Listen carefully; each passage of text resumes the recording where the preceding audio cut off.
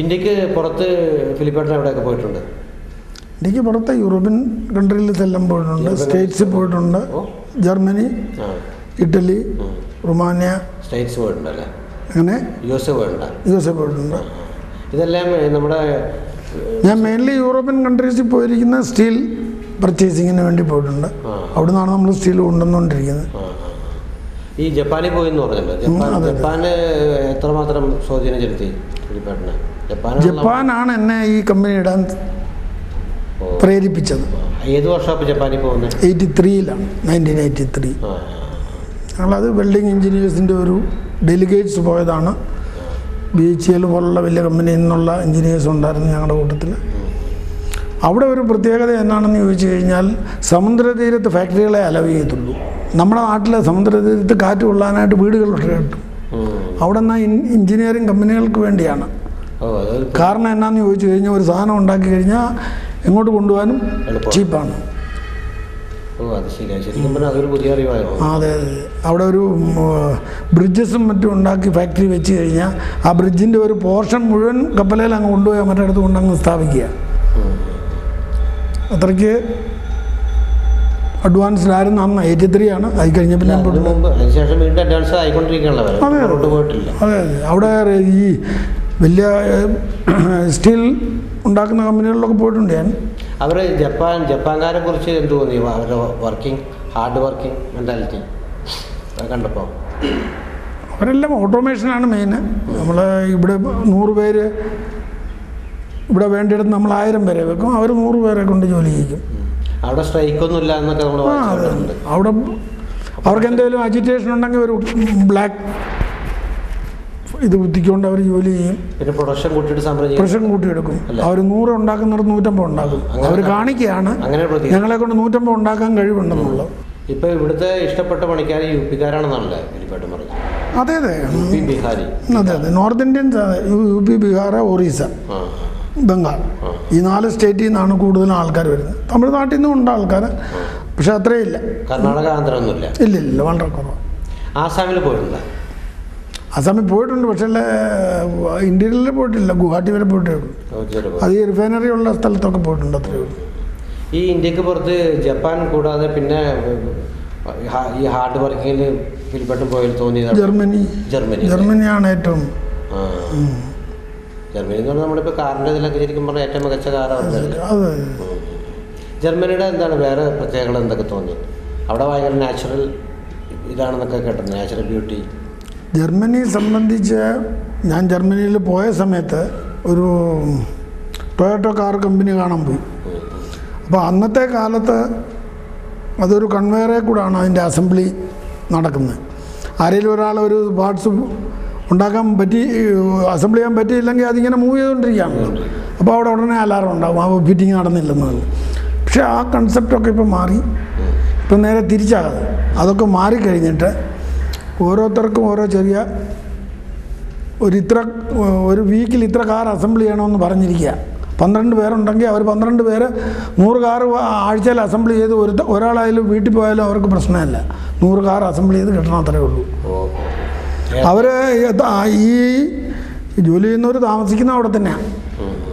അവർ assemble ചെയ്തതിന് ശേഷം rest 2 പേര് റെസ്റ്റ് എടുക്കും, വേറെ 4 പേര് ജോലി ചെയ്യും.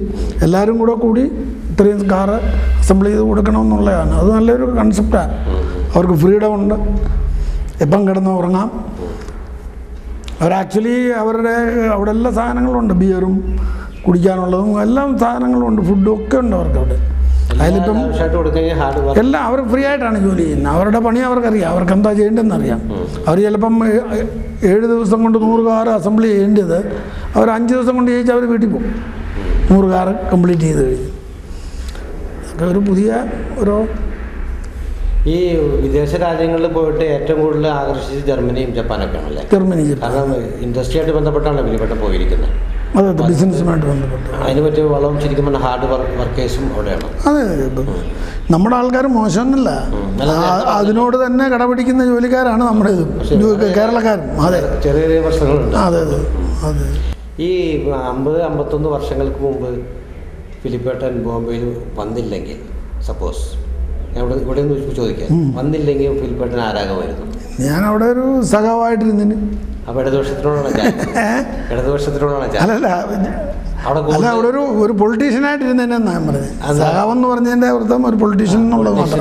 ഇതിൻ്റെ പാർട്ടി എന്ന് പറയുന്നില്ല, അത് കോൺഗ്രസിലെ ഒരു വർക്കറായിട്ട്. അതാണല്ലോ അവിടുത്തെ ഏറ്റവും വലിയ ബിസിനസ്. ഇത് ഇപ്പോൾ ഈ ബിസിനസ്സിലോട്ട് വന്നത് ശരിക്കും പറഞ്ഞാൽ ലക്ഷ്യബോധത്തോടെ തന്നെയല്ലേ വന്നതെന്ന്? അതെ അതെ, ആ ലക്ഷ്യബോധത്തോടെ വന്നിട്ട് ആ ഒരു അവസ്ഥയിൽ ഇപ്പോൾ വിളിപ്പെട്ട് വന്നില്ലേ? അതെ അതെ, മുകളിൽ വന്നല്ലേ? അതിൽ മുകളിൽ വന്നു. വളരെ ഇവിടെ വന്ന് ആദ്യം ജോലി ചെയ്യുമ്പോൾ 120 രൂപ മാസം ശമ്പളമാണ്.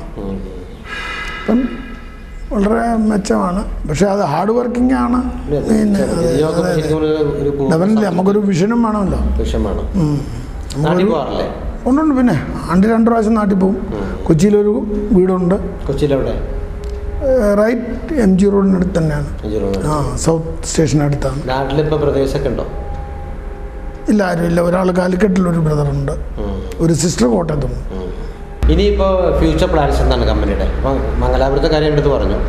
അത് കൂടാതെ ഇനിയിപ്പോൾ റിട്ടയർമെൻറ്റിലോട്ട് പോകുകയാണെങ്കിലും റിട്ടയർമെൻറ്റ് എടുത്തിട്ട് മക്കൾക്ക് ഗൈഡൻസ് കൊടുക്കാമല്ലോ. ഞാൻ പറഞ്ഞല്ലോ, പല ബിസിനസ്സും മനസ്സിലുണ്ട്.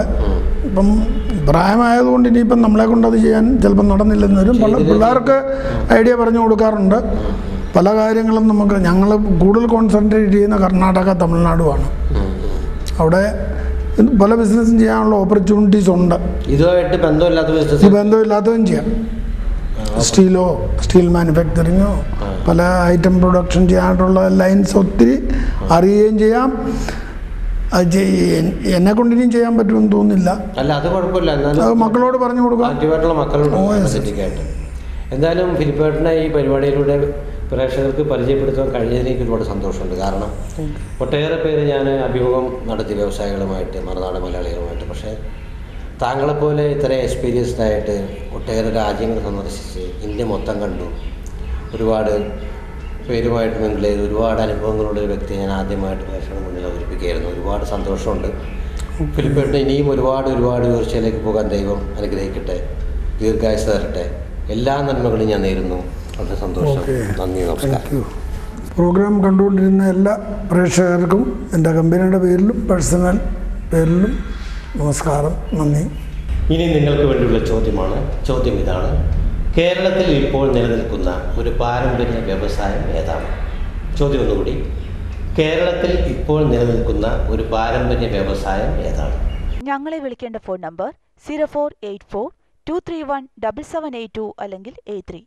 ഫോൺ നമ്പർ ഒരിക്കൽ കൂടി 0484-231-7782 അല്ലെങ്കിൽ 83.